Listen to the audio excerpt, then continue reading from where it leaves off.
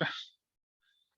So good evening all of you once again. आज हम लेके चलेंगे थोड़ा सा छोटा सा इंटरेस्टिंग मजेदार डिस्कशन किस पर, अकाउंटिंग इन्फॉर्मेशन। आपने देखा होगा ना, when we are doing accounting process तो हमारे पास निकल कर आती है अकाउंटिंग इन्फॉर्मेशन, और अकाउंटिंग इन्फॉर्मेशन को हम कहाँ भेजते हैं? इंटरेस्टेड यूजर्स पे भेजते हैं।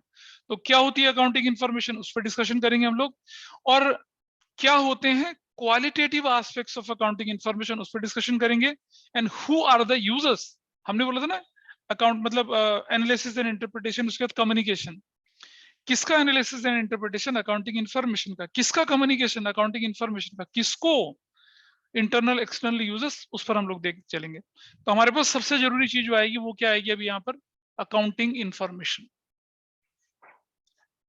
अकाउंटिंग इन्फॉर्मेशन ये हमारे पास आने वाली है। ठीक, कोई मुझे बताएगा, मतलब बुक को नहीं देखना, बस सिर्फ बताना कि क्या होता होगा accounting information. What is that? This is one aspect. और हाँ, बिल्कुल ठीक है जी। सोचो सोचो, लॉस हो रहा है, प्रॉफिट हो रहा है, बिल्कुल that could be a possible. Online में कोई मुझे बताया कि अकाउंटिंग इन्फॉर्मेशन किसको बोलते होंगे?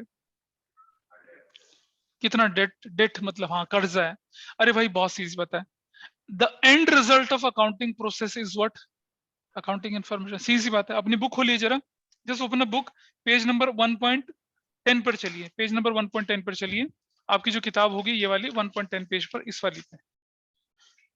तो ये कहते हैं कि मतलब accounting information refer to the financial statements generated through the process of book keeping. यहाँ बुक कीपिंग की बात कर रहे हैं। बुक कीपिंग में मैं आपका डिस्कशन लेके चलूंगा थोड़ा सा बाद में, हो सकता है आज ही, हो सकता है अगली क्लास में। मतलब हमने जो फाइनेंशियल स्टेटमेंट जनरेट करे, बनाए, याद है समराइज करते हैं, trial balance, trading account, profit loss account, balance sheet, process में सीखा था ना हमने वाला पार्ट।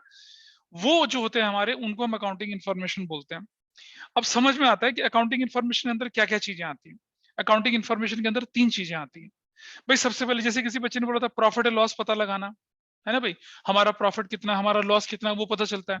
तो अकाउंटिंग इन्फॉर्मेशन के अंदर जो 3 चीजें आती है, नंबर 1 की स्टेटमेंट, या स्टेटमेंट तो मैं नहीं लिखता यहाँ पर, अगर मैं बोलूं सबसे पहली चीज आती है क्या? Information relating to profit and loss. भाई आपको प्रॉफिट हो रहा है या लॉस हो रहा है? इंफॉर्मेशन रिलेटिंग टू प्रॉफिट या लॉस, पहली इंफॉर्मेशन। तो हर बंदा, मैंने अकाउंटेंट रख रखा है तो अकाउंटेंट मुझे बताएगा ना कि भाई मेरे एक्सपेंसेस क्या है, मेरे रेवेन्यू क्या है, मेरा लॉस हो रहा है, मेरा प्रॉफिट हो रहा है। अब हम पूछते हैं बता भाई प्रॉफिट लॉस कितना है? सर जी हमें तो नहीं पता। क्यों, उसको रखेंगे क्या? चेहरा देखने के लिए थोड़ी रखा है किसी को हमने। दूसरी चीज क्या होनी चाहिए बताइए? क्या आप, अच्छा ये जो होती है आपकी, ये जो इंफॉर्मेशन होती है, ये जो हम बोल रहे हैं ना प्रॉफिट एंड लॉस वाली, तो ध्यान से रखना, ये अलग अलग तरह की ऑर्गेनाइजेशन बनाती हैं। जैसे कुछ ऑर्गेनाइजेशन क्या बनाती हैं, जिसको हम बोलते हैं क्या? Trading and profit and loss account, ऐसे भी बनता है, trading and profit and loss account बनता है। ठीक है। कंपनी बनाती है statement of profit and loss, ये बनाते हैं। ये कौन बनाता है? इसको बनाता है कौन? Sole proprietor, sole proprietor and partnership firms, ये बनाती हैं। आपने बिजनेस स्टडीज अगर आपके स्कूल में पढ़ाया होगा तो उसमें टाइप्स ऑफ बिजनेस ऑर्गेनाइजेशंस होती हैं। सोल प्रोपराइटर होता है, जॉइंट इंटू फैमिली बिजनेस होता है, कोऑपरेटिव सोसाइटीज होती हैं, पार्टनरशिप होता है, फिर private companies and public companies, ऐसा कुछ करके होता है। तो ये वाला, ये कौन बनाती है? कंपनीज बनाती हैं, कंपनीज, कंपनीज बनाती हैं। ठीक है। कौन सी कंपनीज? रजिस्टर्ड नहीं, रजिस्टर्ड, थोड़ा बड़ी डेफिनेशन लेके चलेंगे। रजिस्टर्ड अंडर कंपनीज एक्ट 2013, वो कंपनीज बनाती है। ठीक है। और यहां एक और अकाउंट बनता है, उसको कहते हैं income and expenditure account. Income and expenditure account ये बनाती है कौन? Not for profit organisations. अब क्या होता है, नॉट फॉर प्रॉफिट ऑर्गेनाइजेशन का काम होता है, उन्हें तो प्रॉफिट कमाना ही नहीं है, तो वो तो प्रॉफिट शब्द यूज ही नहीं कर सकते ना। तो वो क्या शब्द लिखते हैं? वो लिखते हैं इनकम एंड एक्सपेंडिचर अकाउंट। इन सबका मतलब एक ही होता है। This is basically going to tell you what profit you have, what loss you have. और ये जो इनकम एक्सपेंडिचर अकाउंट वाले जो बोलते हैं ना, भाई यहाँ तो प्रॉफिट, इनको क्या निकलता है, इनमें ये लोग लिखते हैं सरप्लस और डेफिशिट, ये ऐसा टर्म यूज करते हैं। ये प्रॉफिट लॉस यूज करते ही नहीं है ही नहीं, इनके डिक्शनरी में शब्द ही नहीं होता, क्योंकि इनका पर्पस प्रॉफिट अर्न करना होता ही नहीं है। थोड़ा बहुत प्रॉफिट इनको मिलता है, उससे अपने रूटीन के खर्चे चलाते हैं।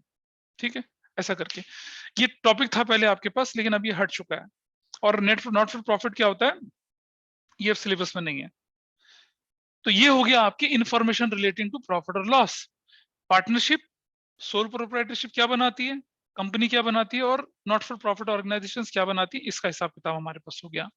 नंबर 2 आता है आपके पास क्या, information, information relating to, information relating to financial, financial position, information relating to financial position, financial position. अब भाई फाइनेंशियल पोजीशन क्या होती है? अच्छा कोई मुझे बताइए, किसी व्यक्ति का सोशल स्टेटस आप कैसे पहचानेंगे? ऑनलाइन वाले पहले जवाब देंगे। हाउ विल यू रिकॉग्नाइज कि anybody is socially doing well? Social status कैसे पता चलेगा उसका, बताइए। अरमानी का सूट, गुच्ची के, हाँ इससे पता चलेगा। BMW, मर्सिडीज, जगुआर, किससे पता चलता है सोशल स्टेटस? बता तो। फ्रेंड से पता चलता है, नाइस। फेसबुक में कितने फ्रेंड हैं, इंस्टाग्राम में कितने फॉलोअर हैं, सब वर्चुअल है, नकली होता है। हाँ कर्जा, कर्जा किसे कहते हैं भाई? डेट को। और कुछ बताइए ऑनलाइन में, बोलो भाई कोई मुझे। कैरवी, कनिष्का, बशर, बताइए। अनिकेत, कैसे पता लगाएंगे कि किसी की बंदे की सोशल, तुमने कर्जा वर्जा बोला बेटा, फाइनेंशियल पोजीशन है, मैं तो सोशल बोल रहा हूँ, सोशल। हाँ कैसे? जिस, क्या नाम है सर आपका? प्रणय, बड़ा पॉपुलर है पूरे बैच में प्रणय के ऑटोग्राफ के लिए। अरे मैं तुम्हें मतलब पॉपुलर कैसे होते हैं तुम बोलोगे फिर से, फिर देखो अब मैंने तो इट्स माई 20 मतलब मैं बोलूं 2001 में पढ़ाना शुरू कर दिया था, 21 साल से तो ज्यादा हो ही चुका है। क्या होगा मतलब आपकी जनरेशन के लिए सोशल स्टेटस या सोशल पोजीशन स्ट्रांग होना कुछ अलग चीज है। मेरी जनरेशन में, आपके पेरेंट्स की जनरेशन में कुछ और होता था, दादाजी के टाइम पे कुछ और होता था। ठीक है, but when we are talking about accountancy या अकाउंटिंग, तो हमें आपके फेसबुक में फ्रेंड कितने हैं, इंस्टाग्राम में फॉलोवर कितने, उससे कोई फर्क नहीं पड़ने वाला। ठीक है, until unless Instagram is going to give you revenue generation, Facebook से आपकी कोई कमाई होती हो, यूट्यूब के चैनल पे व्यूज हैं लेकिन कमाई नहीं हो रही है, वो सब काउंट होगा हमारा। तो फाइनेंशियल पोजीशन कैसे काउंट होगी हमारी, कि हमारी एसेट्स कितनी है, हमारे पोजीशन में ऐसी कितनी चीजें हैं जिनको अगर मैं मार्केट में वैल्यू लगाना चाहूं तो लगा सकते हैं, है ना? जैसे गुडविल एक इंटेंजिबल, अच्छा तूने चैप्टर 2 पढ़ लिया, हाँ अच्छा ठीक है। क्या नाम है सर आपका? ऋषित। ऋषित जो है वो बैंक में जाता है, किसी बैंक में, और बैंक की मैनेजर मिस्ट्री है, कहता है मैडम लोन चाहिए, कहता है कितने का? 2 करोड़ का। तो मैडम तो बोलते ऑब्वियसली, क्या कोई 2 करोड़ का लोन ऐसे ही दे देगा बशर, दे देगा ऐसी बैंक मैनेजर? नहीं सर। तो क्या बोलेगा? सर वो स्टेटमेंट मांगेगा नहीं कि स्टेटमेंट तो किनारी चीज छोड़ सर देना, सैलरी स्टेटमेंट स्लिप्स। ये पूछेगा भाई कुछ मॉर्गेज कोलेटरल है तेरे पास? कहता मॉर्गेज कोलेटरल क्या मतलब? कहता कुछ कीमती है तेरे पास? तो मिस्सी कहते, कहता तो ऋषित कहता ठीक है भाई, अगले दिन आता, कहता हाँ बिल्कुल है। कहता क्या? मैं हूं ना। कहता क्यों? कहता मेरी माँ कहते ना बेटा तू तो अनमोल है। तो मुझे बताइए, ऋषित को अगर मैं बैंक में ले जाऊं और बोलूं इसे रख लो तुम मॉर्गेज, तो हो जाएगा काम? नो नहीं सर। सर। नहीं होगा। बट हाँ, your land, piece of land, your building, your machinery, your flat, even your investment, your share, your debentures also. हाँ बैंक को अब कोलेटरल बैंक के पास जमा कर देते हैं।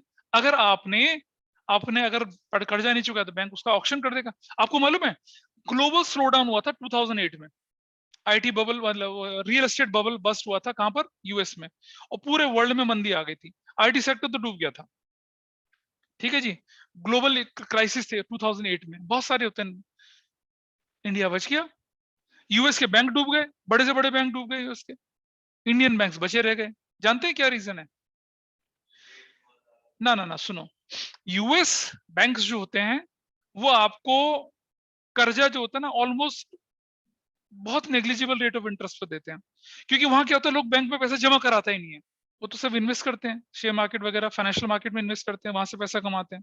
फाइनेंशियल लिटरेसी यूएस में पता है कितनी परसेंट है? 67% है। हमारे देश में फाइनेंशियल लिटरेसी कितनी? 5%। हमारे देश में टैक्स पे करने वाले कितने परसेंट है पता है? 2%।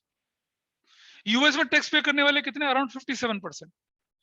अगर हमारे देश में टैक्स पे करने वाले 50% बढ़ जाएं, हमारा देश तो यूनिवर्स की सुपर पावर बन जाएगा, जुपिटर मार्स पे भी कॉलोनी बना लेगा अपनी, इतना पैसा होगा। पर दैट्स एन आयरनी। ठीक है जी। तो what was my point? I started with, हाँ, गुडविल की तुमने बात करी थी, और हम बोल रहे थे फाइनेंशियल पोजीशन किसी। तो बेटा किसी की फाइनेंशियल पोजीशन पता चलती है, उसके पास कितनी एसेट्स है, कितनी लायबिलिटीज हैं। अच्छा बताओ, मेरी एसेट्स हैं 50 करोड़ की और मुझे पैसा देना है 100 करोड़ रुपए का, तो मैं तो डूब गया। अगर मेरा एक भी लोन डिफॉल्ट हो गया तो मैं तो गया। तो आप देख रहे हैं जितने भी बिल्डर्स हैं भाई लोग हमारे, इन्होंने क्या करा, एक प्रॉपर्टी से लोगों से पैसा लिया, उसको चालू कर दिया, उस पैसे से दूसरा खरीद लिया, तीसरा खरीद लिया, ये रोटेशन में चलता था। लेकिन फिर आगे रह रहा real estate regulation act, regulated, उसने क्या कर दिया कि नहीं, पहले एक प्रोजेक्ट पूरा करोगे तब आपका काम आगे चलेगा। फंस गए सारे के सारे बिल्डर, जेल में बैठे हैं आज भी, क्योंकि उन्होंने एक जगह से पैसे लिया, काम तो पूरा नहीं करा, दूसरी प्रॉपर्टी तीसरी प्रॉपर्टी करते चले गए वो। एनीवे, सो फाइनेंशियल पोजीशन हमें पता चलती है किससे? किससे? Accounting information. दूसरा पर्पस है फाइनेंशियल पोजीशन। अब ये फाइनेंशियल पोजीशन कैसे निकलती है आपकी? फाइनेंशियल पोजीशन ये पता चलती है आपकी, इसके लिए एक हम बनाते हैं क्या? Balance sheet. इसके लिए बनाते हैं हम लोग क्या? एक बैलेंस शीट नाम का डॉक्यूमेंट होता है, कई बार सुना होगा आपने बैलेंस शीट। बैलेंस शीट नाम का एक डॉक्यूमेंट आपका फाइनेंशियल पोजीशन उससे पता चलती है। ठीक। और तीसरा तरीका जो आपके पास आता है वो है इंफॉर्मेशन अबाउट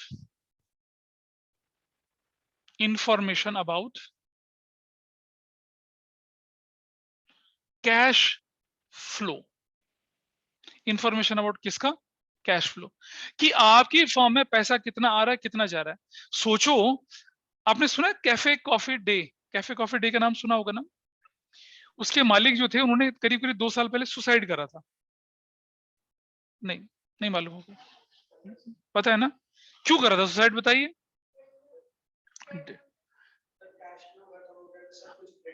हाँ, और बस ना आपको। नहीं, क्या पर्सनल रीजन था? बीवी बहुत तंग करती थी उसकी? नहीं नहीं नहीं नहीं नहीं। अच्छा ठीक है, कौन सा स्कूल? अच्छा ठीक है। इसका रीजन दूसरा एक और था। अनफॉर्चुनेटली उसका जो मालिक था, रामलिंगम में नटराजन पद, मुझे ध्यान नहीं आ रहा, साउथ इंडियन था। और पता उसकी बेटी, उसकी वाइफ ने उसको टुक ओवर करा बहुत अच्छे से, एंड कैफे कॉफी डे को दोबारा उबार लिया। परेशानी क्या थी कि जो बंदा था वो एक्स चीफ मिनिस्टर का दामाद था, सन इन लॉ था। और चीफ मिनिस्टर का तो कुछ नहीं कर सकते थे, तो उसके अड़ोसी पड़ोसी को, उसके रिलेटिव को डिस्ट्रॉय करना होता था, अपोजिशन पार्टी का काम। तो जब क्या हुआ कि जब उसके पास कैश क्रंच होना शुरू हो गया, तो none of the organisation has lended him money. किसी ने उसे पैसा नहीं दिया, उधारी थी उसके पास, लिक्विड कैश नहीं था उसके पास, और किसी ने भी उसको कर्जा नहीं दिया। ऊपर से इनकम टैक्स की रेड पे रेड पड़ रही थी, मतलब वो चारों तरफ से गिर चुका था, सिर्फ इसलिए क्योंकि वो एक एक्स चीफ मिनिस्टर का दामाद था। अदरवाइज विजय माल्या, नीरव मोदी, मेहुल चोकसी, कितने लोग हैं जो कैश उठा उठा के भाग जाते हैं, क्या उसको नहीं मिलता? और उसके मरने के बाद क्या उसकी वाइफ को नहीं मिला पैसा? मिला। उसकी वाइफ ने क्या करा पता, रिवाइव करने के लिए, जो भी अनप्रोडक्टिव कैफे, उनके पास अपनी प्रॉपर्टी भी थी, अपने बगान है, खूब बड़े बड़े बगान, तो जिन बगान बगान मतलब वो होते हैं ना, किसको कहते हैं, वो जो टी गार्डन्स जो होते हैं वैसे थे, वो थे उनके अपने, जिनको वो संभाल नहीं सकते थे, अनप्रोडक्टिव से बेच दिया, कैश इकट्ठा करा। जितनी भी अनप्रोडक्टिव फ्रेंचाइजी थी सबको डिसमेंटल करा, हड़ा खत्म किया उनको, मतलब बहुत स्ट्रॉन्ग कंट्रोल उसने अपने हाथ में रखा, और कैश की जो पोजीशन को लेके आया। तो बड़े से बड़ा बिजनेस जो होता है वो डूब जाता है अगर कैश ना हो। 50,000 करोड़ का बिजनेस चला, 25,000 करोड़ का एम्पायर था उसका, लेकिन क्यों सुसाइड करना पड़ा उसको? क्योंकि लिक्विडिटी क्रंच हो गया और मामला गलत हो गया। तो cash flow is very important. तो अब आप देखेंगे, ये देखो कैश फ्लो जो होता है ना, ये वाला, ना तो ये बनाते हैं सोल प्रोप्राइटर, ना पार्टनरशिप वाले बनाते हैं, इसे कौन बना, ना ये एनपीओ बनाती है, कौन बनाता है इसे? कंपनीज बनाती है। क्या sole proprietor cash flow statement बना सकता है? बिल्कुल बना सकता है, कोई रेस्ट्रिक्शन नहीं है भाई उस पर। दे can easily pay, they can easily prepare it, no restriction. लेकिन कंपल्शन किसके लिए? इनके लिए। और कंपनीज एक्ट में लिखा हुआ है कि किन किन कंपनीज को कैश फ्लो बनाना है। तो जब आप किसी भी रेपुटेड कंपनी की एनुअल रिपोर्ट उठा के देखते होंगे ना, उसमें आपको स्टेटमेंट ऑफ प्रॉफिट लॉस मिलेगा, बैलेंस शीट मिलेगी, और क्या मिलेगा? कैश फ्लो स्टेटमेंट एसेंशियली मिलेगा। This is done. तो ये तो होती है भाई अकाउंटिंग इंफॉर्मेशन। चलिए जरा सीखते हैं कि ये जो अकाउंटिंग इंफॉर्मेशन है इसकी क्वालिटेटिव कैरेक्टरिस्टिक्स या क्वालिटेटिव एस्पेक्ट्स क्या होते हैं, कैसे इस अकाउंटिंग इंफॉर्मेशन पे हम भरोसा कर लेंगे। किसी अकाउंटिंग इंफॉर्मेशन को भरोसा करने के लिए देयर आर 4 एलिमेंट्स। उन चारों एलिमेंट्स, वो 4 एलिमेंट अगर एग्जिस्ट करेंगे तो हम उन चारों एलिमेंट के बेस पे हम कह सकते हैं कि this is genuine information and this is absolutely acceptable to us. पहली चीज है रिलायबिलिटी। क्या पहली चीज बोली हम लोगों ने, यहां मैं लिख रहा हूं आपके सामने, क्या नहीं रुक जा, हम नहीं लिख रहे हैं यहाँ पर, क्या क्वालिटेटिव, ये बड़ा important, qualitative characteristics of accounting information. अगर ये मिसिंग है तो अकाउंटिंग इंफॉर्मेशन, तो आपकी अकाउंटिंग इंफॉर्मेशन जो है वो वैलिड नहीं मानी जाएगी। लोग उस पर क्या करेंगे, उस पर क्वेश्चन मार्क लगाना शुरू कर देंगे। वो लोग, कंपनी, फर्म, सरकार, सब क्वेश्चन मार्क लगाना शुरू कर देगी। चलो सबसे पहले देखते हैं क्या रिलायबिलिटी। ठीक है, रिलायबिलिटी, कोई मुझे बता कि रिलायबिलिटी क्या चीज होती है और हाउ कैन यू जज अ रिलायबिलिटी। आपको मालूम है पुराने जमाने में, जैसे अभी क्या होता है, अभी आपने किसी एम्प्लॉय को हायर कर लिया, आपको पता आप कैसे जानोगे यार ये एम्प्लॉय रिलायबल है या नहीं, कैसे पता लगाओगे बताओ कैसे। कैमरे में मच्छर मार दिया,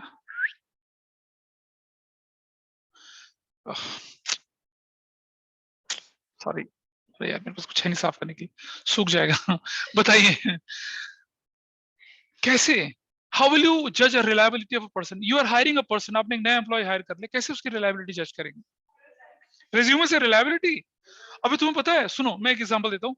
नोएडा में एक बंदा पकड़ा गया जो जाली डिग्री बनाता था, मतलब फेक डिग्रीज बनाता था। उसने बोला कि मैं कम से कम 5,000 लोगों को फेक डिग्री बना के दे चुका हूँ जो नोएडा के एरिया में अलग अलग प्राइवेट कंपनी में नौकरी कर रहे हैं। रिज्यूमे बड़ा स्ट्रांग, शानदार, एमबीए कर रखा वहां से, डिग्री फर्जी है, कैसे पता लगाएंगे। हाँ जी बेटा, पुलिस वेरिफिकेशन। अच्छा सुन, सुन एक बात मेरी बता, तुम XYZ कंपनी चलाती हो, तुमने नोएडा पुलिस को चिट्ठी भेजी कि मैंने ये एम्प्लॉय रखा है, प्लीज इसका पुलिस वेरिफिकेशन कर दे।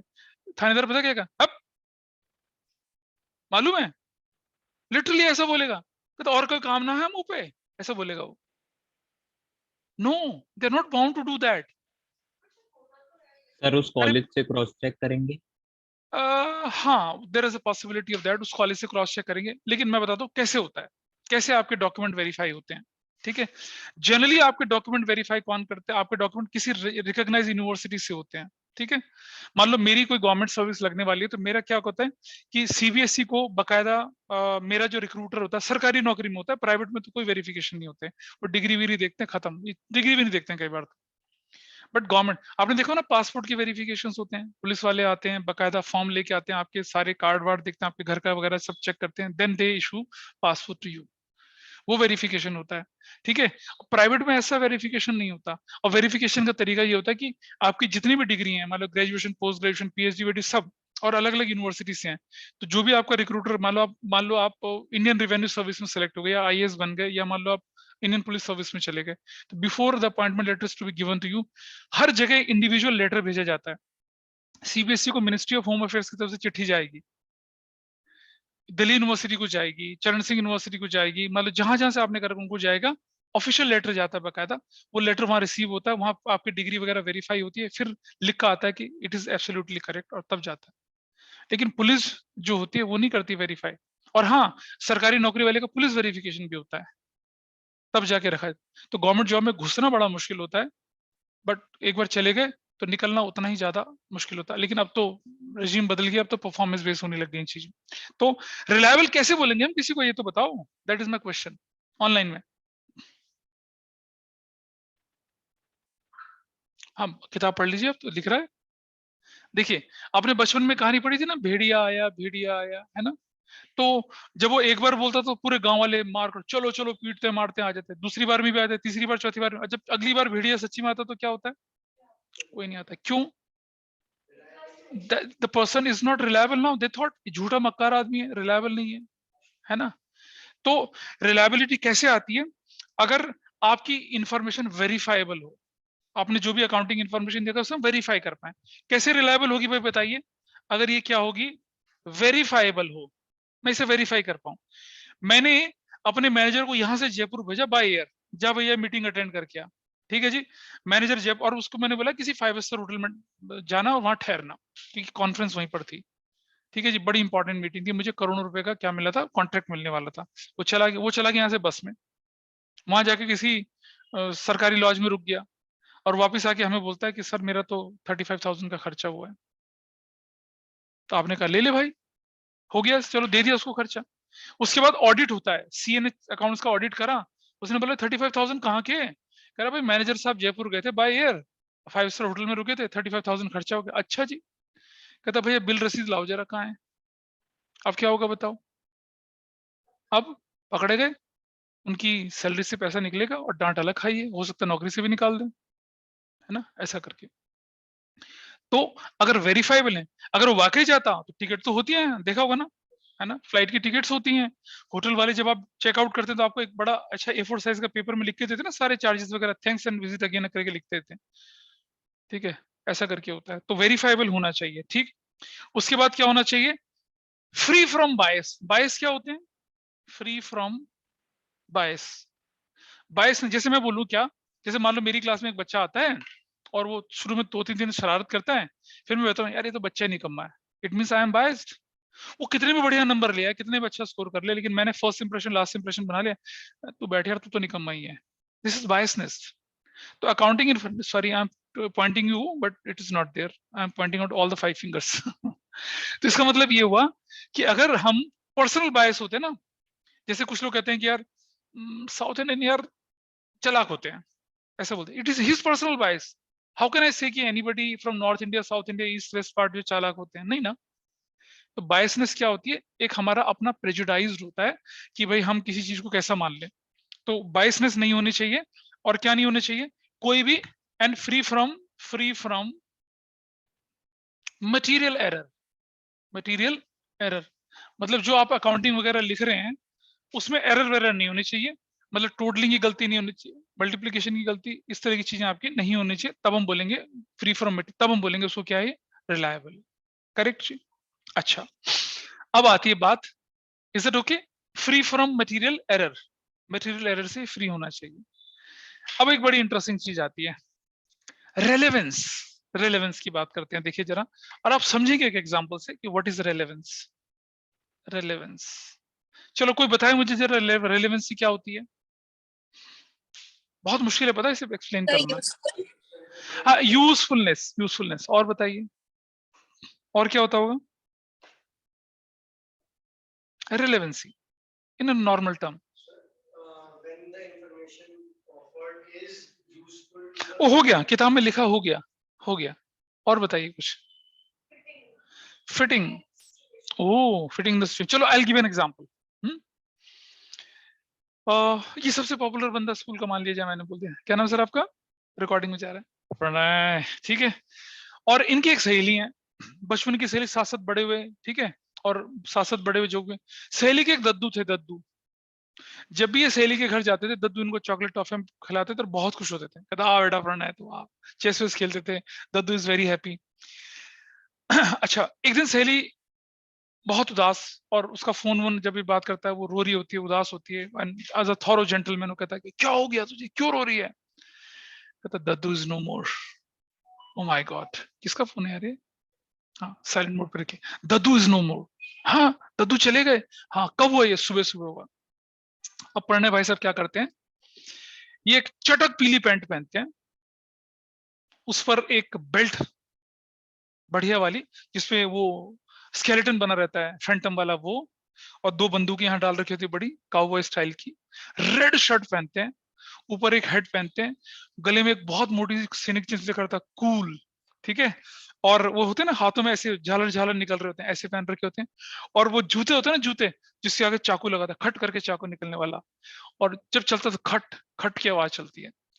अब ये पहुंच जाते हैं, वो होती है ना शोक सभा चल रही होती है दद्दू के जाने के बाद, रस्म पगड़ी वगैरह सिचुएशन, सब सफेद कपड़ों में है, ये भाई साहब काउबॉय बन के जा रहे थे, चर्र से दरवाजा खुलता है, सब वो देखता कपूर का सीन दिख रहा होगा ऐसे करके, अचानक सब देखते हैं, और ये ठक ठक करके जाता है सहेली के पास, दद्दू is no more, so sad, उदास तो बहुत होगी, चल मेरे कंधे पे सर रख के रो ले।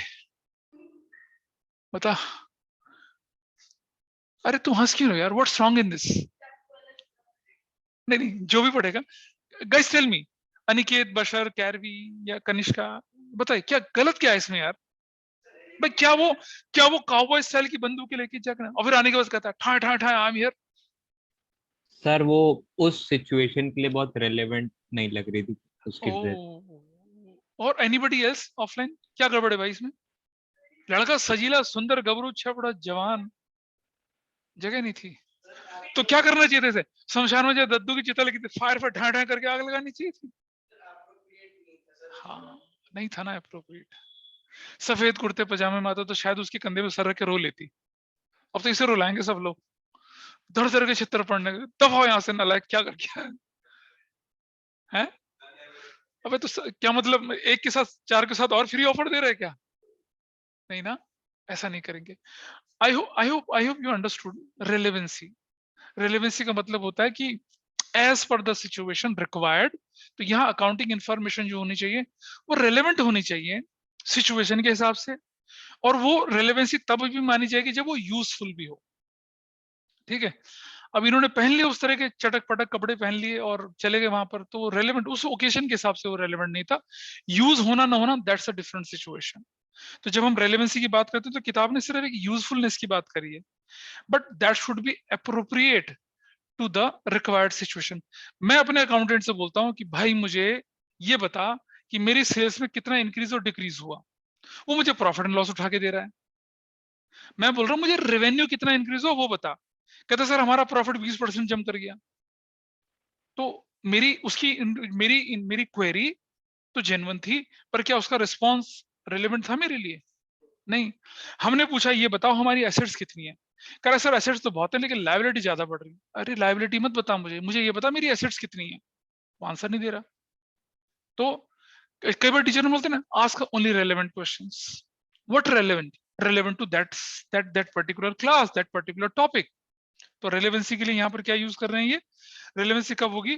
जब वो यूजफुल होगी, किसके लिए? यूजर्स के लिए। अगर आपने अपनी अकाउंटिंग इंफॉर्मेशन लेटिन में छाप दी, ठीक है, आपका जो मॉनेटरी डिनोमिनेशन था वो आपने रूबल में कर दिया, तो बताइए हिंदुस्तानी लोग क्या करेंगे? कौन पढ़ेगा लेटिन और कौन पढ़ेगा रूबल की ट्रांजेक्शन को कन्वर्ट करता फिरेगा? बट बिलीव मी, जब आप चार्टर्ड अकाउंटेंसी करते हैं ना और फाइनेंशियल मैनेजमेंट पढ़ते हैं, तो उसके फाइनल के सीए फाइनल के पेपर में आपको जो फाइनेंशियल ट्रांजेक्शन दे रखी होती है वो यूरो में, डॉलर्स में, रुपीज में सब होती हैं, और कन्वर्जन फैक्टर लगा के तब आपको चीजें कैलकुलेट करनी पड़ती हैं। वो तो हो गया ना, हाई लेवल का प्रोफेशन हो गया। यहाँ थोड़ी वो सब चीजें बनेगी। So I hope relevancy is okay to all of you. फिर हम बात करते हैं किसकी, ऑनलाइन में। इज दैट क्लियर रेलेवेंसी का मतलब? है ना? Yes sir. That should be as per the appropriate as per the situation. और क्या होना चाहिए वो? यूजफुल होना चाहिए, अंडरस्टैंडेबिलिटी। अब मैंने बोला वो दूसरा पॉइंट मैंने यहाँ पर उसको पहले एक्सप्लेन कर दिया। आपकी इंफॉर्मेशन क्या होनी चाहिए? अंडरस्टैंडेबल भी तो होनी चाहिए।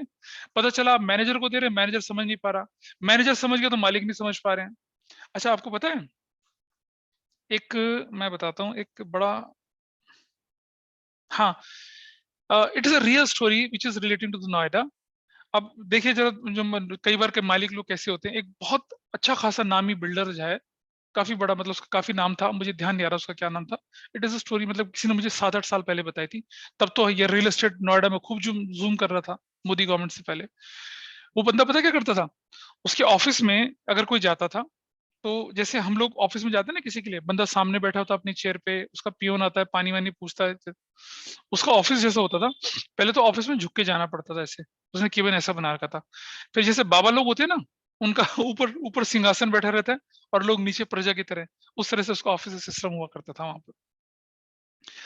अब वो, अच्छा उसके बाद क्या होता था, वो बिल्कुल मतलब समझ लो 10वीं 12वीं पास था, लेकिन उसका बिजनेस अरबों रुपए का बिजनेस था, और है अभी भी। ठीक है, वो शायद जेल नहीं गया मुझे लगता है स्टिल। नहीं नहीं नहीं, ऐसा कुछ नहीं था। I can't tell any name here, फंसवाएगा मुझे, जो भी था।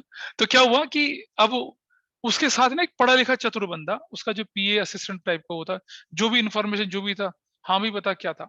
और पता क्या होता था, उसका उसका पीए थोड़ी थोड़ी देर बाद में क्या करता उसके लिए, सर जी, हाँ, आप बोलो भाई क्या करना है। डील करनी है नहीं करनी। You can understand this is what happens. तो अगर मैं बोल रहा हूं उस बंदे को, एक चार्टर्ड अकाउंटेंट, कंपनीज एक्ट 2013 के कॉम्प्लायंस करते हुए, सारे अकाउंटिंग स्टैंडर्ड को फॉलो करते हुए फाइनेंशियल स्टेटमेंट पकड़ा दे तो क्या भाई ये क्या है, भाई यू क्या है भाई, ऐसे बोलेगा वो तो। कैसे बताओ?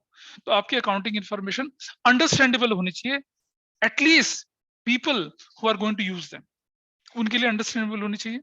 तो देखिए, रिलायबिलिटी होनी चाहिए, रेलेवेंट होनी चाहिए, और अंडरस्टैंडेबल भी तो होनी चाहिए।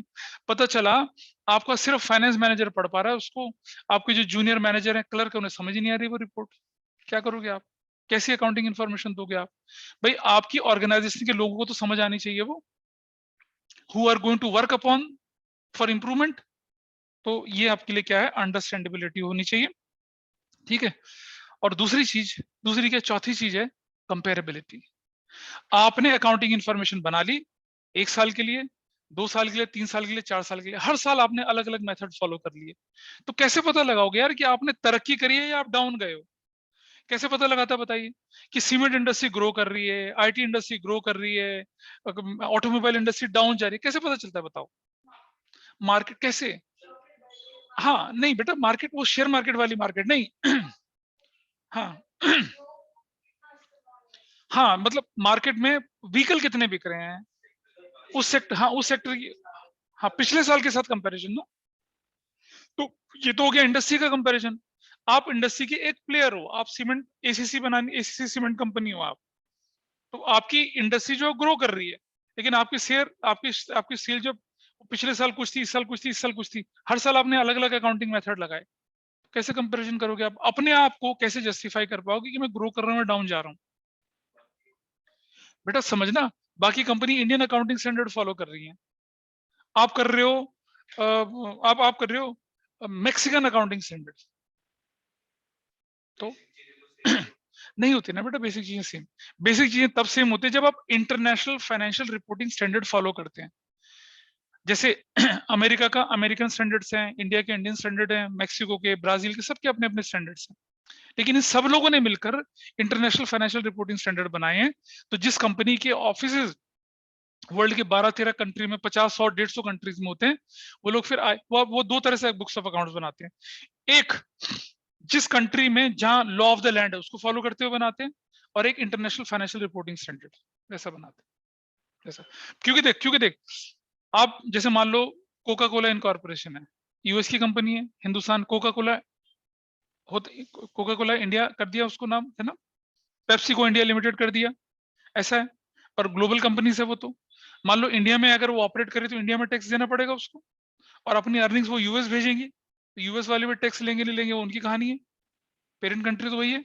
हमारी कंट्री है मान लो आदित्य बिरला ग्रुप, वर्ल्ड की 15-16 कंट्री में उनका बिजनेस चलता है, तो अलग अलग जहां जहां चलता है, जहां मलेशिया में, इंडोनेशिया में, साउथ अफ्रीका में, वहां के हिसाब से वो रेवेन्यू पैसा कमाएंगे, टैक्स भेजेंगे, उसके हिसाब से देंगे।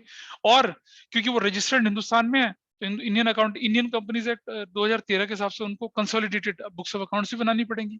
किसे कहते हैं कंसोलिडेटेड और स्टैंड अलोन? मतलब आपका अफ्रीका के अकाउंट अलग बनेंगे, ब्राजील के बनेंगे, मैक्सिको के बनेंगे, साउथ अफ्रीका के बनेंगे, और नॉर्थ कोरिया तो जा नहीं सकते भाई, साउथ कोरिया वहां के बनेंगे, और किम जोंग खा जाएगा आपको, ठीक है। और जब सबको मिला के कंसोलिडेटेड बनता है, तब आपको पता चलता है कि आपकी एक्चुअल पोजीशन क्या है। क्या डाउट था तुम्हारा? हाँ ठीक है। तो कंपेरेबिलिटी का मतलब ये हुआ कि जो मेथड आपने फॉलो करा एक बार, उसी मेथड को आप अगले सालों तक भी फॉलो करें, उसको बदले नहीं until unless it is required by law. पहले पता कंपनीज एक्ट 1956 चलता था, और 2013 में बदल गया। अब सारी की सारी कंपनीज जो थी उनको क्या करना पड़ा, उनको books of accounts companies act 2013 के हिसाब से बनानी पड़ी भाई। अब हम बोलेंगे कि पिछले साल तो 1956 के हिसाब से था, इस साल 2013 के हिसाब से था, अब तो हम कंपेरिजन ही नहीं कर पाएंगे। तो भाई ये तो जेन्युइन है, कैसे करेंगे कंपेरिजन हम? पॉसिबल ही नहीं है ना, क्योंकि कानून बदल गया, ठीक है। अब मान लो इनकम टैक्स एक्ट 1961 चलता है, और मोदी गवर्नमेंट ने क्या करा कि इनकम टैक्स एक्ट 2022 इंप्लीमेंट कर दिया। अच्छा सोचो, पहले सेल टैक्स चलता था, फिर जीएसटी आ गया, तो सेल टैक्स वाला सब कुछ खत्म, अब तो जीएसटी आया, तो जीएसटी भाई इंप्लीमेंट होना पड़ा, तो उसके हिसाब से बुक्स ऑफ अकाउंट्स बनेंगी। सो कंपेरेबिलिटी का मतलब ये होता है कि whatever method you are following, उस मेथड को आप लेके चलते रहें, ताकि हमारे लिए कंपेरिजन आसान हो, and that method has to be changed only when it is required by the law, और या वो चेंज करना आपकी ऑर्गेनाइजेशन के फाइनेंशियल हेल्थ के लिए बहुत जरूरी था तब, otherwise you should not deviate from your methods of accounting. तो अगला पॉइंट हमारे पास क्या है यहाँ पर, नंबर 4 बोले हम लोग, कंपेरेबिलिटी। कंपेरेबिलिटी, आप कंपेयर कर सके।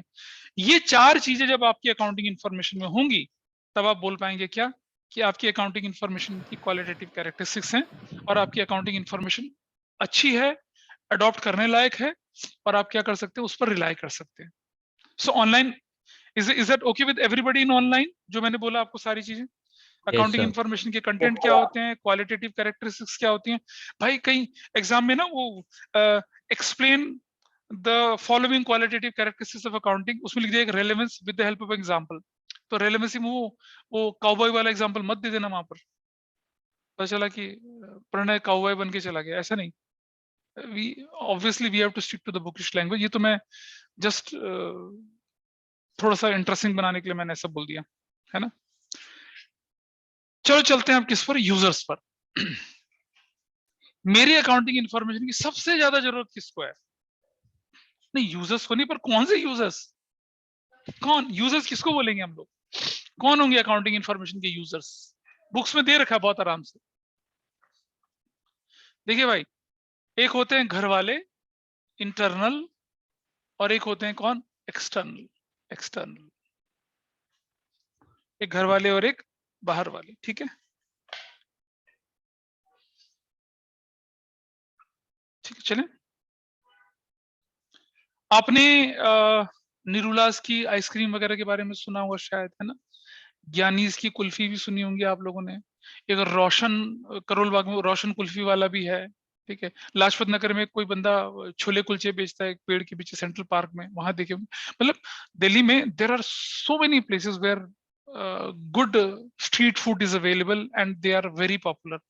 किसी ने यूपीएससी की चाट खाई है, यूपीएससी सुना है किसी ने, शाहजहां रोड पर, उसका नाम था प्रभु लाला चाट वाला। अच्छा सोचो, एक सिर्फ चाट, टिक्की, पापड़ी, गोलगप्पे, ये सब करके कोई कितना कमा लेता होगा, कितना, सोचो जरा, सर लाखों सर। कितना लाखों बेटा। सर मतलब 10-15 लाख तो कमा ही लेते हैं एक दिन के, सर। दिन के नहीं सर, महीने के। एक महीने के 10-15 लाख बोल रहे हैं, नहीं सर, महीने 10-15 लाख तो सर, मतलब महीने के साल भर सर के, लाख लाख कमा लेते हैं सर, लाख डेढ़ महीने के लाख लाख महीने। कमा लेते हैं ये। Yes sir. हाँ, बेटा भूल जाओ महीने के लाख, लाख तो सेल एक दिन की हो जाती है। अरे छोड़ो, 90,000, 90,000 का लोग गोलगप्पे का पानी पी जाते हैं उसका, कैसी बात कर रहे हैं। नहीं नहीं, मैं बताता हूँ आपको, मैं आज से नहीं देख रहा, जब मैं छुटकू सा था तो पापा मेरा हाथ पकड़ के ले आते थे।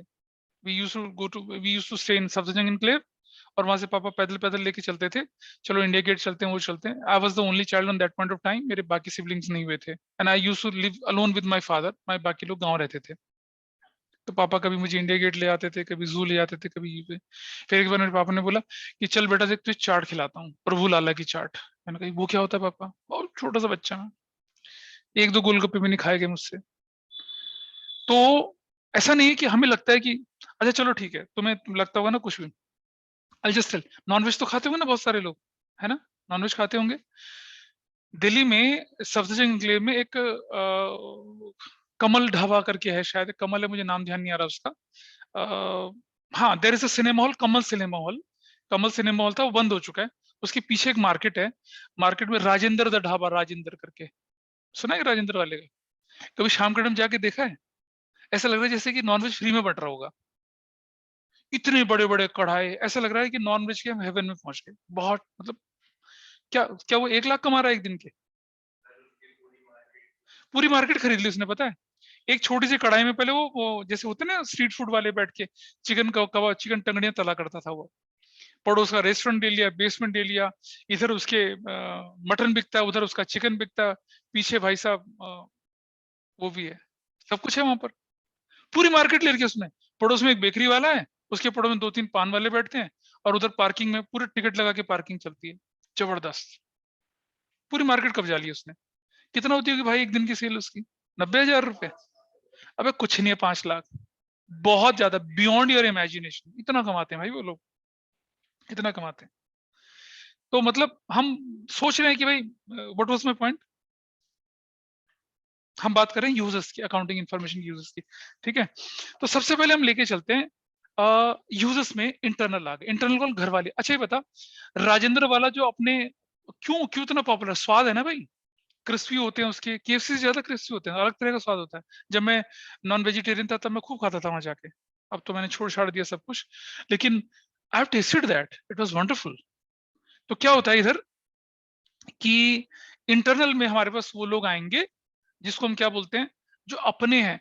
क्या वो रेसिपी जो बनाने की, कुल्फी की, ज्ञानी वानी की, अब मिस्टी जाएगी, my name is Misti, give me a recipe, दे देंगे हाँ ले लो ले लो, ऐसा थोड़ी करेंगे, no they won't give you. तो ऐसे ही अकाउंटिंग इंफॉर्मेशन जो है, उसकी जो सबसे ज्यादा जरूरी चीजें जो होती है वो इंटरनल यूजर्स को पता होती है, वो बाहर वालों को थोड़ी दी जाएंगी। मान लो मिस्त्री बोलते हैं कि I want to invest in your company 50 crore rupees, कहता ठीक है करो इन्वेस्ट, तो हमें अपनी बुक्स ऑफ अकाउंट्स दिखाइए। वो कहता है ये statement of profit and loss है, ये बैलेंस शीट है, लिए भैया पढ़ ले, कैश फ्लो और ले जा, 10 साल की चाहिए तो 10 साल की दे देता हूँ। वो ऐसा थोड़ी करेगा कि अंदर सारे बिल वाउचर वगैरह वगैरह सब वो आपके सामने खोल के रख देगा, बिल्कुल नहीं, दे वोंट डू दैट। तो इंटरनल यूजर्स में हमारे सामने कौन कौन से लोग आते हैं, जरा इंटरनल यूजर्स में देख लें हम लोग। हमारे पास इंटरनल यूजर्स में कौन कौन आते हैं यहाँ पर देखिए जरा, इंटरनल में हम लोग बोलेंगे सबसे बड़ी बात है ओनर्स, मालिक लोग, इन्हीं के इशारे पे तो सब कुछ हो रहा है, उन्हीं के इशारे पे अकाउंटेंट क्या कर रहा है, अकाउंटिंग इन्फॉर्मेशन तैयार कर रहा है, सब कुछ सारी मारामारी इन्हीं के नाम पे तो हो रही है। कौन कौन है इंटरनल यूजर्स है जिसको बोलते हैं ओनर। अच्छा ओनर और मैनेजमेंट दोनों सेम होती हैं क्या, बताइए जरा, ओनर हो गए और कौन हो गया मैनेजमेंट,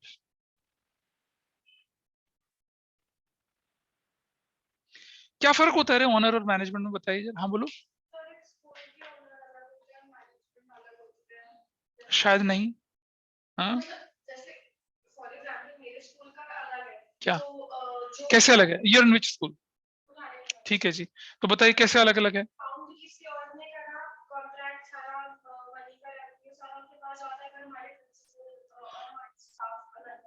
तो मतलब ये मालिक हुए और ये मैनेजर्स हुए, सीधी सी बात तो यही बनी ना, मतलब who are actually running your organisation, they are managers, और ये रियल ओनर है।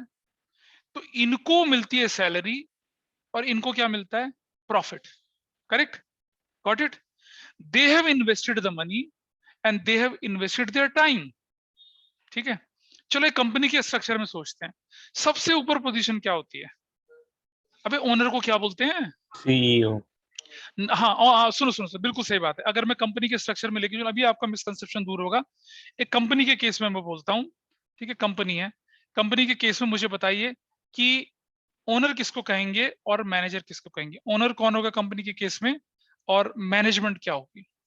सर ओनर सीईओ होगा। हाँ सुनो सुनो सुनो सुनो, ये एक बच्चे ने बोला ओनर जो है सीईओ होगा, ठीक है जी, और बोलिए, फाउंडर, और बोलिए, एमडी, हाँ कौन बोला, हाँ एमडी बोले इन्होंने, एमडी बोले, और कोई बताइए मुझे जरा, कंपनी में पार्टनर्स कहाँ से आ गए यार, स्टॉक होल्डर, स्टेक होल्डर्स, हाँ ये भी हो सकता है, मैं बोलूं स्टेक होल्डर्स, अरे मतलब शेयर होल्डर बोलते हैं उसको, स्टेक होल्डर भी ना बोल के हम बोलेंगे share holders, equity preference shares, हाँ ठीक है, और बोलिए, और क्या हो सकता होगा, बताओ भाई ऑनलाइन वालों, कंपनी के केस में ओनर किसको बोलेंगे, मैनेजमेंट किसको बोलेंगे। सर ओनर्स में इन्वेस्टर्स आ सकता है, ओनर्स में इन्वेस्टर्स, कौन बोल रहे हैं, अनिकेत, सर अनिकेत। अच्छा क्या बोल रहे बेटा, चलो समझते हैं, समझने की कोशिश करते हैं क्या होता है इससे, फिर हमारे है बेटा, बोर्ड, हाँ अरे बोर्ड भी कुछ होता है शायद, है ना, हाँ बोर्ड मैनेजमेंट में आएगी। अच्छा चलो मैं बताता हूँ आपको, इसको पहले यहाँ से किनारे करते हैं जरा देखें, हाँ हाँ बोल, director, very nice, director, trustees वो वंडरफुल, स्कूल के ट्रस्ट, मॉडर्न स्कूल 12 खंबा रोड के ट्रस्टीज हैं, और बताइए, समझते हैं। कंपनी के केस में सबसे पहले लोग आते हैं कौन, सब कंपनी के केस में सबसे ऊपर होते हैं शेयर होल्डर्स, शेयर होल्डर्स, ठीक है जी। अब जिसके पास सबसे ज्यादा शेयर 51% से ज्यादा शेयर, ठीक है जी, वो बंदा, मैं मतलब अगर मैं मान लूं यहाँ शेयर होल्डर्स हमारे पास, शेयर होल्डर्स, ये शेयर कंपनी के केस लेके चलो, सोल प्रोप्राइटरशिप पार्टनरशिप नहीं लेके चल रहा हूं। शेयर होल्डर जो हैं, जिसके पास सबसे ज्यादा शेयर होल्डर होते हैं, जिसके पास सबसे ज्यादा शेयर्स होते हैं, वो जो होता है, मान लो जैसे मेरे पास 10% है, किसी का 20%, किसी का 25%, तो इन शेयर होल्डर से हम क्या चुनते हैं? डायरेक्टर्स चुनते हैं। क्या चुनते हैं हम लोग? डायरेक्टर्स। डायरेक्टर्स होते हैं, they are significant shareholder, 5%, 7%, 12%, 18%। और जिसके पास सबसे ज्यादा शेयर होल्डिंग होती है, ठीक है, वो इन्हीं डायरेक्टर में से कोई एक बंदा होता है। और यही डायरेक्टर जो लोग होते हैं, ये डायरेक्टर्स जो होते हैं ना, ये वाले डायरेक्टर्स, ये डायरेक्टर्स, ये किसी एक बंदे को अपना बॉस चुनते हैं, जिसे बोलते हैं मैनेजिंग डायरेक्टर। अरे रुक जाना यार, बताता हूँ, मैं बताता हूँ। You are very right, managing director. अब ये मैनेजिंग डायरेक्टर होता है ना, इसे चेयरपर्सन, चेयरमैन और प्रेसिडेंट इस तरह से पुकारा जाता है ना, अलग अलग नामों से पुकारा जाता है। मैनेजिंग डायरेक्टर होता है, ये होता है जिसके पास, ये जिसकी फैमिली के पास क्या होंगे? मेजोरिटी शेयर होंगे, 51% ज्यादा, वही इसका मालिक बन जाएगा, मैनेजिंग डायरेक्टर कहते हैं। ठीक है जी, शेयर होल्डर, डायरेक्टर्स और मैनेजिंग डायरेक्टर्स। ठीक, अब ये लोग क्या करते हैं? ये लोग यहाँ नीचे जाके ये क्या करते हैं? यहाँ पर ये अपॉइंट करते हैं किसको? सीईओ को। डायरेक्टर लोग अपॉइंट करते हैं, डायरेक्टर सीईओ। सीईओ किसको अपॉइंट करता है? सीईओ सीएफओ को अपॉइंट करता है, सीओओ को अपॉइंट करता है, और एचआर मतलब वाइस प्रेसिडेंट एचआर विचार ये होता है। तो ये जो बोल रहे थे ना सीईओ मालिक होता है ना, वो एम्प्लॉय होता है। ये होती है मैनेजमेंट, एग्जीक्यूशन करती है जो आपके बिजनेस का, इसे कहते हैं मैनेजमेंट। और ये जो ऊपर वाले होते हैं, ये मालिक लोग होते हैं, इसके ऊपर जितने हैं सब मालिक हैं। तो I think you are able to understand the difference between ownership and management. अब सुनो, फैसले कौन लेता है? फैसले, who will take the decisions here? ये लेते हैं या ये लेते हैं? सुनो, हाँ, हाँ मेजर, हाँ हाँ, आप बताइए, बताइए, कोई और बताइए, हु विल टेक डिसीजंस? पहली बात, जितने भी फैसले होते हैं वो कंपनी की मीटिंग्स होती हैं, एनुअल जनरल मीटिंग्स होती हैं, उनमें बोर्ड ऑफ डायरेक्टर प्रपोजल रखते हैं, बाकी के शेयर होल्डर उसे अप्रूव करते हैं, मैनेजिंग डायरेक्टर अप्रूव करता है, फिर वो अप्रूव हो जाता है। अप्रूवल के बाद वो आता है सीईओ के पास, चल भाई इंप्लीमेंट करा, आप इम्प्लीमेंटेशन करो इसका। कि हमने, इन्होंने बोला कि भाई हमें क्या कर रहे हैं, ये लोग क्या कर रहे थे, ये केमिकल बिजनेस में थे, इन्होंने कहा कि हमें इलेक्ट्रॉनिक्स के बिजनेस में, मतलब हमें इलेक्ट्रिकल अप्लायंस के बिजनेस में जाना है। डिसाइड हो गया, एक नई कंपनी खोली जाएगी, सब कुछ करा जाएगा, उसके लिए ये लोग रखे जाएंगे। फिर ये लोग करके क्या करते हैं? उस काम को आगे बढ़ाते हैं और सब चीजों को लेके चलना शुरू करते हैं। ऐसा करके चलते हैं लोग। ठीक है, तो ये मैनेजमेंट है ये वाला, और ये ओनर्स हैं ऊपर वाले। अब अकाउंटिंग इन्फॉर्मेशन कौन तैयार करता है? इनके इन सीएफओ भी नहीं करता, इनके नीचे के लोग, क्लरिकल स्टाफ, अकाउंटेंट और फाइनेंस मैनेजर वगैरह, ये लोग तैयार करते हैं। और ये बनाकर किसको भेजते हैं? इनको, इसको भेजते हैं। ये बंदे क्या करते हैं सीएफओ वाले? उसको ऑडिट वॉडिट वेरिफिकेशन वगैरह सब कुछ कराने के बाद, अपने नोट्स कमेंट्स वमेंट्स डालने के बाद, ठीक है, फिर ये सबको, इनको सबको प्रोवाइड करते हैं। उस रिपोर्ट के बेस पर फैसले लिए जाते हैं। वो फैसले लेने की पावर इनके पास होती है, बट ये भी फैसले जो लेगा with the approval of these people लेगा। ये थोड़े कि मैं सीईओ हूं, चलो जो मर्जी कर लो, बिल्कुल नहीं। ठीक है, मान लो, जैसे मान लो किंगफिशर एयरलाइंस का सीईओ कोई भी रहा होगा, तो विजय माल्या की परमिशन के बिना थोड़ी फैसले लेता होगा, नहीं लेता। तो जब हम बोल रहे हैं ओनर्स, तो हम बात करते हैं सोल प्रोप्राइटर में एक बंदा ओनर होता है, पार्टनरशिप में पार्टनर्स ओनर होते हैं, कंपनी में कौन होते हैं? शेयर होल्डर ओनर होते हैं। मेजोरिटी शेयर होल्डर डायरेक्टर्स बनते हैं, डायरेक्टर्स का भी जो ऊपर सबसे ज्यादा उसको मैनेजिंग डायरेक्टर। देखो, शेयर होल्डर अपने आप में लोगों को डायरेक्टर इलेक्ट करते हैं, लेकिन क्या होता है, एक वोट एक, मतलब एक शेयर एक वोट, 50,000 शेयर तो 50,000 वोट है आपके पास। तो जिसके पास जितने ज्यादा शेयर, उसको उतने ज्यादा वोट मिलेंगे, वो डायरेक्टर बनेगा। ठीक है, और डायरेक्टर जो है वो अपने आप में से चुनते हैं किसको? ऑब्वियसली जिसके पास उनसे भी ज्यादा शेयर होंगे, उसको मैनेजिंग डायरेक्टर बनाएंगे। ठीक है, बोलिए। अगर मैनेजिंग डायरेक्टर नहीं सर केपेबल कुछ भी डिसीजन या किसी भी चीज के, तो ऐसी सिचुएशन होती है कि उसको बदला जा सकता है। नहीं बेटा, नहीं नहीं नहीं नहीं, सुनो सुनो, जब तक मेजोरिटी शेयर होल्डिंग उसके पास है, आप उसको छेड़ ही नहीं सकते, टच ही नहीं कर सकते हो। बड़ा अच्छा एग्जांपल है, टाटा ग्रुप ऑफ कंपनीज जो थी, रतन टाटा देखा ना, 5 साल के लिए बाहर भगा दिया था उन्होंने। पालुंजी मिस्त्री थे, बहुत बड़े फिल्म फाइनेंसर है और बिल्डर है मुंबई के, पालनजी मिस्त्री। टाटा ग्रुप ऑफ कंपनीज के 25-26% शेयर आ गए थे उनके पास। अपने पुत्र साइरस मिस्त्री को क्या बना दिया, चेयरमैन बना दिया टाटा ग्रुप का। और रतन टाटा जी बेचारे फिर बांसुरी बजाते थे बाहर बैठ के। फिर रतन टाटा जी ने क्या करा पता है, अपनी स्टेक होल्डिंग धीरे धीरे बढ़ाई, और जैसी स्टेक होल्डिंग उनकी मेजोरिटी हो गई, किसको, साइरस मिस्त्री को बाहर करा, पूरे ग्रुप को टेक ओवर कर लिया। ठीक है, और फिर वो टीसीएस के चेयरमैन को, उसका टीसीएस को जो सीईओ था उसको चेयरमैन बनाया, और अपने आप एडवाइजरी पोजीशन में बैठते हैं। यही तो खेल होता है। But it was a very difficult task. Hats off to Pallonji Mistry, उसने कैसे कर लिया। लेकिन रतन टाटा ने फिर से अपना एम्पायर वापस ले लिया। Otherwise Tata group of companies was there with Mistrys, Pallonji Mistrys के बेटे साइरस मिस्त्री के पास था। अदरवाइज रतन टाटा को अपना, उसका जो कजन था नोएल टाटा, उसको सीईओ, उसको सक्सेसर बना रहा था उसको, लेकिन उससे पहले पालनजी मिस्त्री ने पलट लिया, काम खत्म हो गया। तो चलिए let's come to the point. Owner, अब आप अपनी बुक की तरफ देख लेंगे। ओनर को क्या चाहिए होता है भाई, ओनर को, ओनर क्या क्या इंफॉर्मेशन चाहता है आपसे बताइए,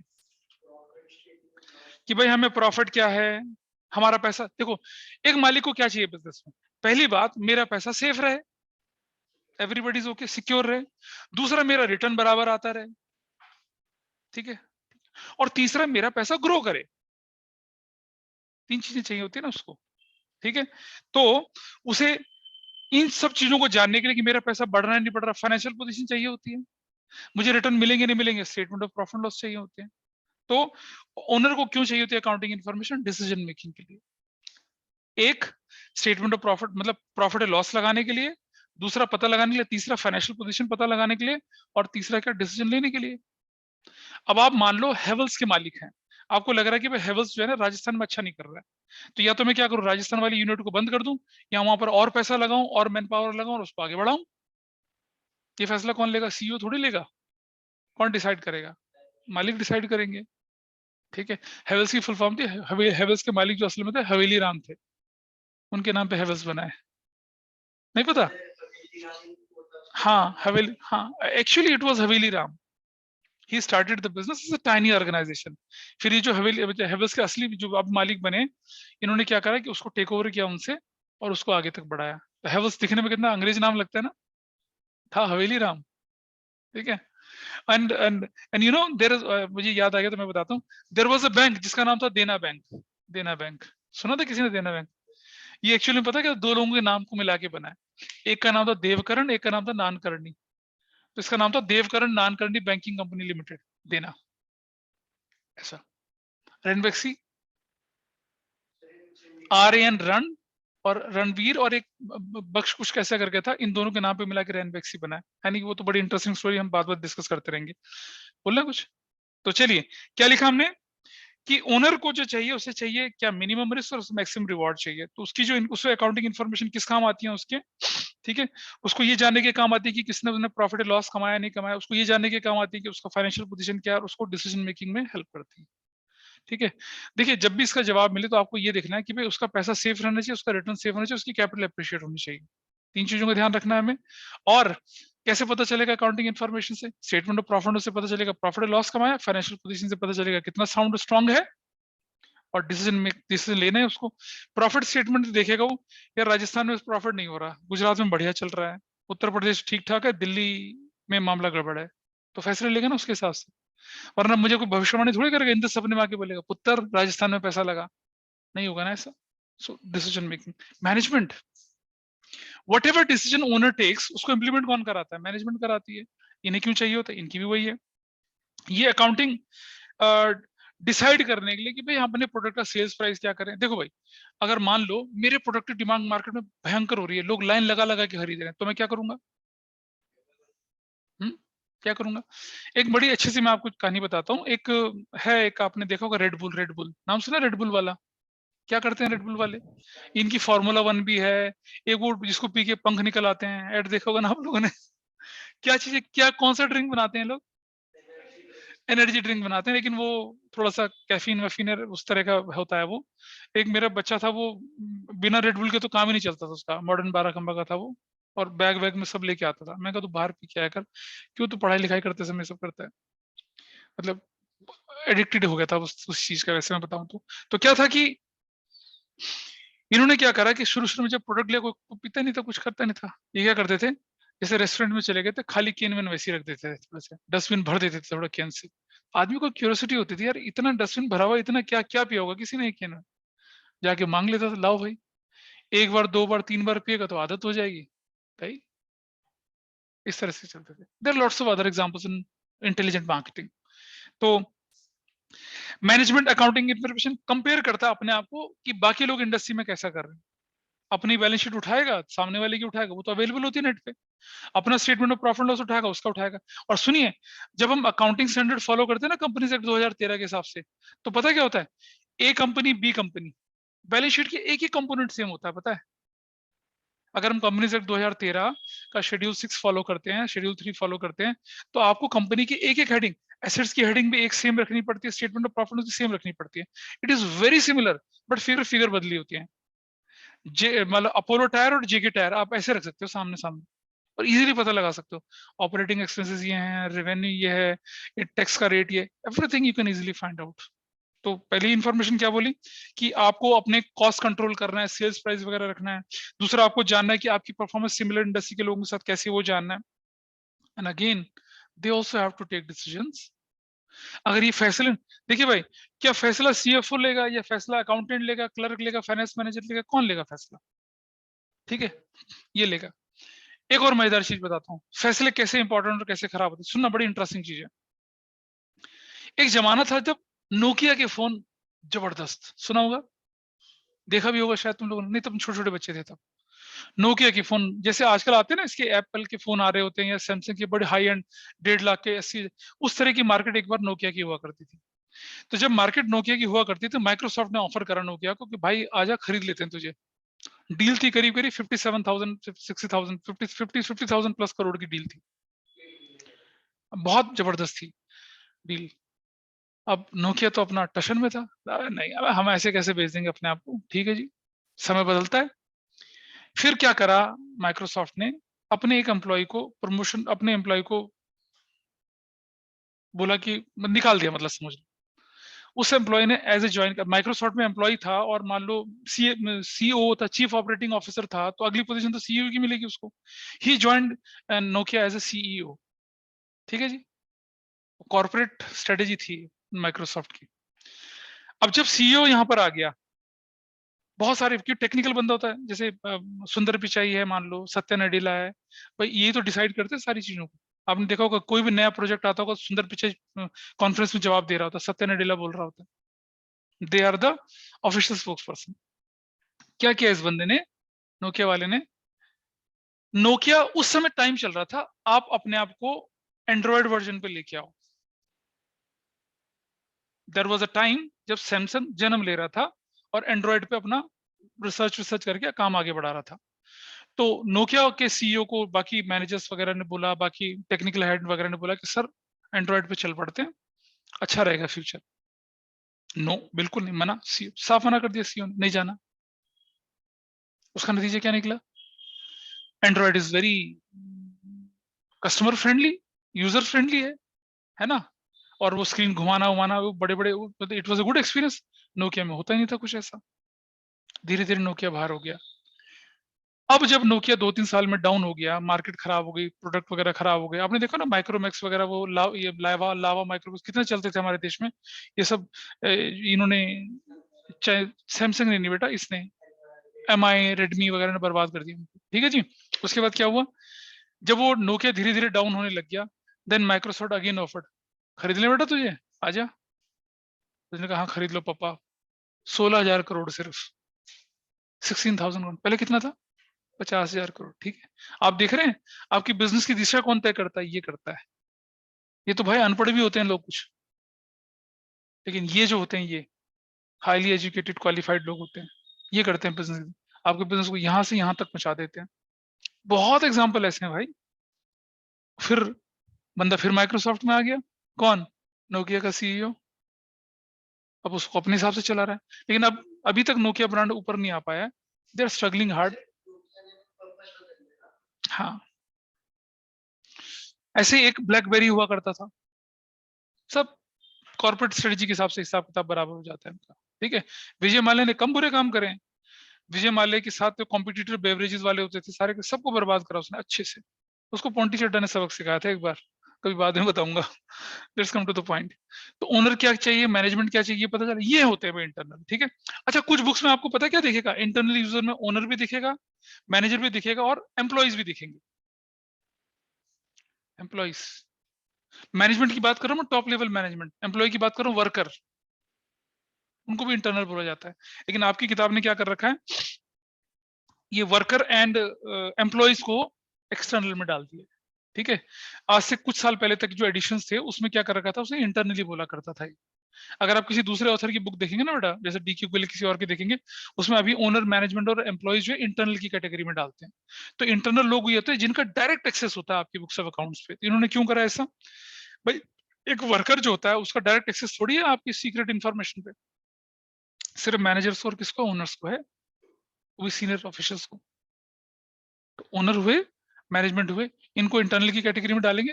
I just verify from NCERT, क्योंकि कहीं भी अगर हमें डाउट होता है ना तो हमें एनसीईआरटी का एडिशन देखना चाहिए, वो बहुत ऑथेंटिक होती है, सीबीएसई उसको फॉलो करता है। विल सी, आप लोग भी देख के आए एक बार। एनसीईआरटी कहाँ मिलेगी, एनसीईआरटी की वेबसाइट में दिख जाएगी आपको ऑनलाइन एडिशन, उसमें देखेंगे आप लोग। And then you have to see कि इंटरनल यूजर्स किसको बोला है, एक्सटर्नल किसको बोला गया। ठीक है, उसके हिसाब से हम डिस्कशन करेंगे। तो चलिए आज का डिस्कशन हम यहीं पर रखते हैं उसको। अगली क्लास में हम पढ़ेंगे एक्सटर्नल यूजर्स कौन कौन से होते हैं, और फिर हम चलेंगे थोड़ा सा ये बुक कीपिंग क्या होता है, अकाउंटिंग क्या होता है, और इसके बाद फाइनेंशियल अकाउंटिंग, कॉस्ट अकाउंटिंग, और फिर ये चैप्टर खत्म हो जाएगा, विल वाइंड अप। इतना कुछ है। ठीक है, तो ये जितना भी मैंने आपको बताया, that is basically to enrich your horizon of knowledge. मतलब हम इस सब्जेक्ट को सिर्फ ऐसे नहीं लेके चलना कि यार चलो किताब पढ़ी, रट्टा मार लिया, काम खत्म हो गया, नहीं। ठीक है, so that's all for today. बाकी लोगों ऑनलाइन में, ठीक, होपफुली आप लोगों को समझ में आएंगी चीजें। Yes sir. चलिए।